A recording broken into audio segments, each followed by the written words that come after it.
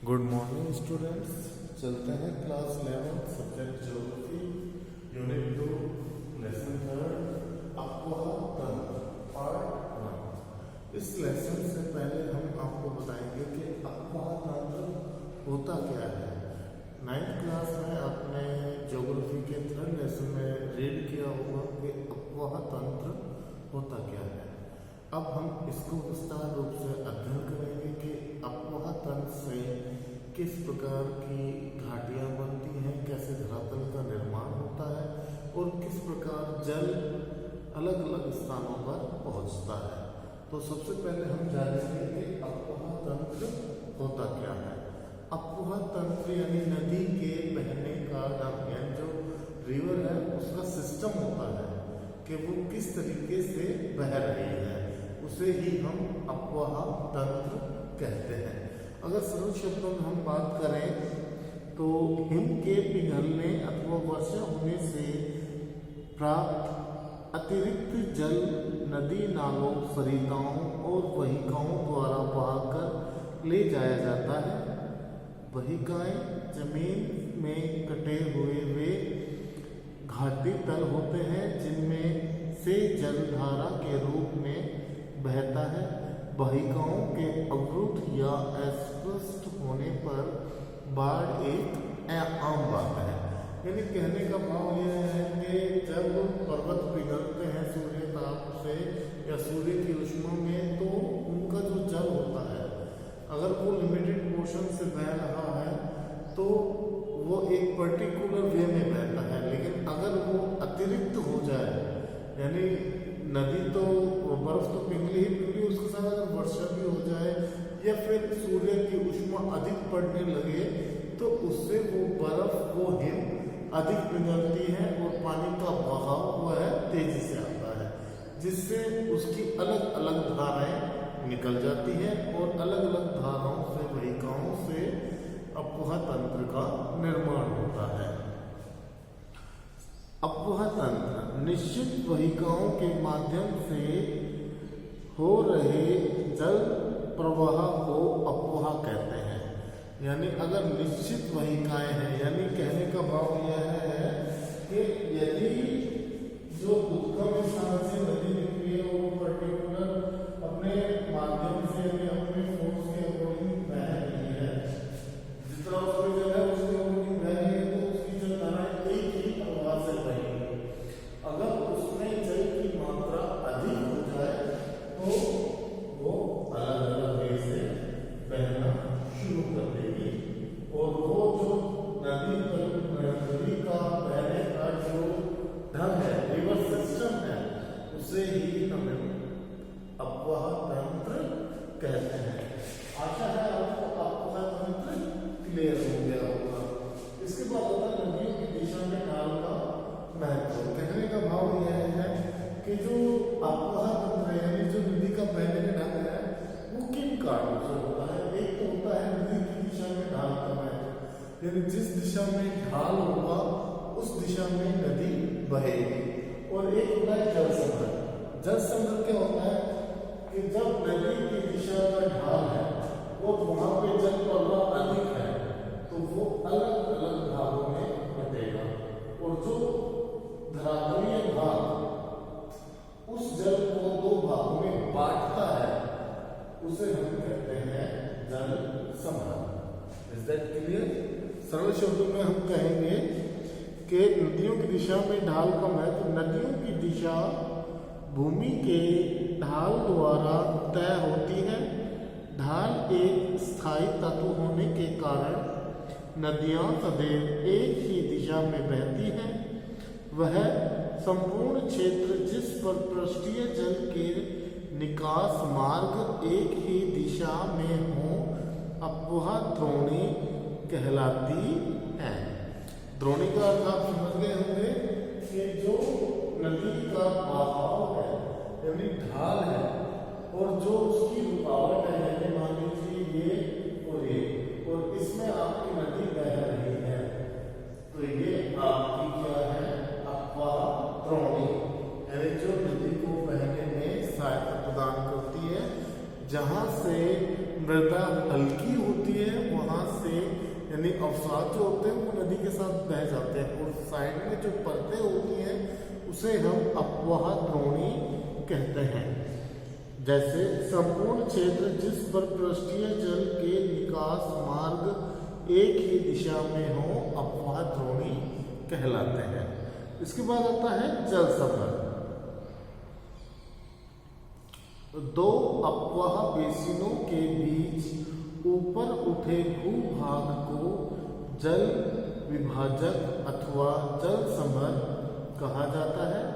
जल समर वास्तव में छोटी नदियों व नालों द्वारा अपवाहित क्षेत्र है। नदी बेसिन और जल समर में कार्यात्मक एकता पाई जाती है।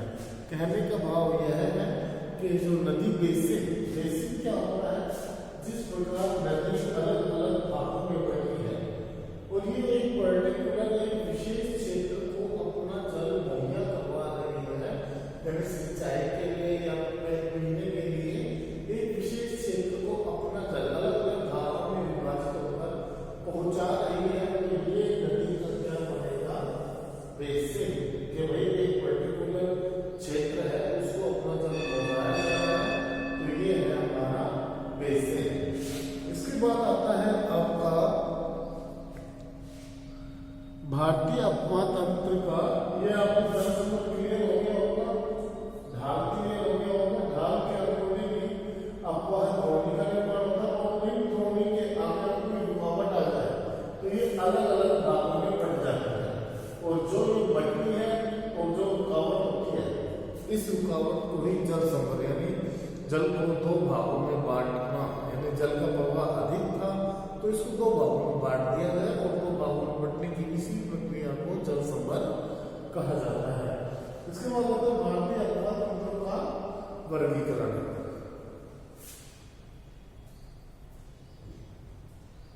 जल विसर्जन के आधार पर, जैसे कि आपने देखा होगा हमारी बारहमासी नदियां होती हैं और प्राकृतिक नदियां होती हैं। जो बारहमासी नदियां होती हैं जैसे सिंधु, गंगा, ब्रह्मपुत्र, ये अलग अलग क्षेत्रों में अलग अलग प्रकार के बेसिन का निर्माण करती है, और अंत में जो सिंधु नदी है वो अरब सागर में आकर मिल जाती है, और आते वक्त ये विभिन्न क्षेत्रों में बेसिन का निर्माण करती है, और जिसे हम अपवाह तंत्र कहते हैं, और अंत में अरब सागर में आकर मिल जाती है। इधर बंगाल की खाड़ी में जो आपकी गंगा और ब्रह्मपुत्र है, ये दोनों अलग अलग क्षेत्रों में बेसिन का निर्माण करती है, और अंत में आकर बंगाल की खाड़ी अपवाह तंत्र में मिल जाती है, और सुंदरबन डेल्टा या फिर अन्य डेल्टा का निर्माण भी करती है। इसके बाद आता है जल समर क्षेत्र के आधार पर। ये जल समर क्षेत्र के आधार पर प्रमुख नदी बेसिन, मध्यम नदी बेसिन, लघु नदी बेसिन, जो हमारी बारहमासी नदियां होती हैं उनके जल प्रवाह में अधिकता होती है, तो वो अधिक बेसिन का निर्माण करती है, यानी अधिक क्षेत्रों को अपना जल पहुंचाती है। मध्यम नदी बेसिन, इसमें नदियों के जो बेसिन बनते हैं उनकी संख्या 20,000 से कम होती है, जबकि प्रमुख नदी बेसिन होते हैं इनके अंदर 20,000 से अधिक बेसिन का, नदी बेसिन का 2,000 से 20,000 के मध्य है, और अधिक 20,000 से अधिक प्रमुख में, और मध्यम में 2,000 से 20,000 के मध्य, और लघु नदी बेसिन के अंदर 2,000 से भी कम नदियों द्वारा बेसिन का निर्माण होता है।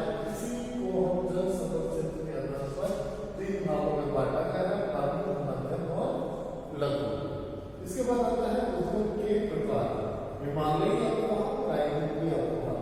हिमालयी अपवाह के अंदर बारहमासी नदियां होती हैं जो कंटिन्यूटी में अपवाह अपने जल को अलग अलग क्षेत्रों तक पहुंचाती है, जबकि प्रायद्वीपीय जो अपवाह होते हैं वो विशेषकर 6 माही होती है। जैसे आपकी जो तटीय प्रदेश होते हैं, जैसे पश्चिमी घाट और पूर्वी घाट पर जो भी नदी बेसिन का निर्माण होता है वो आपका प्रायद्वीपीय नदी बेसिन होता है।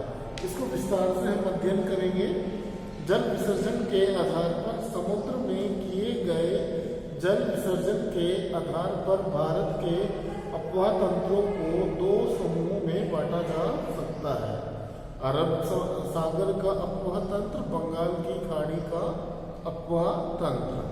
ये अफवाह तंत्र दिल्ली, कटक, अरावली पर्वत और पश्चिमी घाट द्वारा अलग किए जाते हैं। इसके अलावा है जल संभर क्षेत्र के आधार पर, आकार के आधार पर। इस आधार पर भारत के अफवाह बेसिनों को 3 भागों में बांटा जाता है: प्रमुख नदी बेसिन, मध्यम नदी बेसिन और लघु नदी बेसिन। प्रमुख नदी बेसिन ये वे नदी बेसिन है जिनका अफवाह क्षेत्र 20,000 वर्ग किलोमीटर से अधिक है। ऐसे 14 नदी बेसिन हैं जैसे गंगा, ब्रह्मपुत्र, कृष्णा, गोदावरी, नर्मदा इत्यादि। मध्यम नदी बेसिन, इस नदी बेसिन का अफवाह क्षेत्र 2000 से 20,000 किलोमीटर के बीच है। इस वर्ग में 44 यानी 44 नदी बेसिन आते हैं जैसे कालिंदी, प्रियार और मेघना इत्यादि। लघु नदी बेसिन, इस नदी बेसिन में 2000 वर्ग किलोमीटर से कम अफवाह क्षेत्र वाली नदियां आती हैं। अल्प वर्षा के क्षेत्र में बहने वाली बहुत सी नदियां इस वर्ग में शामिल हैं। इसके बाद आता है उद्गम के प्रकार और प्रकृति के आधार पर। नदियों के उद्गम के प्रकार, प्रकृति व विशेषताओं के आधार पर भारतीय अफवाह क्षेत्रों को 2 अफवाह तंत्रों में बांटा जाता है। एक है हिमालयी अफवाह तंत्र और दूसरा है प्रायद्वीपीय अफवाह तंत्र। इसके अतिरिक्त तटीय नदी तंत्र और अंतःस्थलीय अफवाह की भारतीय नदी तंत्र का निर्माण करते हैं। इसके अलावा भारत के अफवाह तंत्रों का विकास किस प्रकार हुआ, यानी जो भी ये नदी अफवाह बेसिन है, तंत्र है और जो भी ये क्षेत्र है जिनके द्वारा नदियों को साधन में मिलती है और एक अफवाह तंत्र का निर्माण करती है। आज के लिए इतना ही। बाकी इनका विकास कैसे होता है उसका अध्ययन हम नेक्स्ट वीडियो में अध्ययन करेंगे। अगर इस पार्ट में आपको अगर इनमें से कोई भी टॉपिक अगर क्लियर नहीं हुआ हो तो आप उससे कमेंट्स बॉक्स में जाके कमेंट्स कर सकते हैं या पर्सनली मुझसे फोन पर पूछ सकते हैं। आज के लिए इतना ही। Thank you, have a nice day.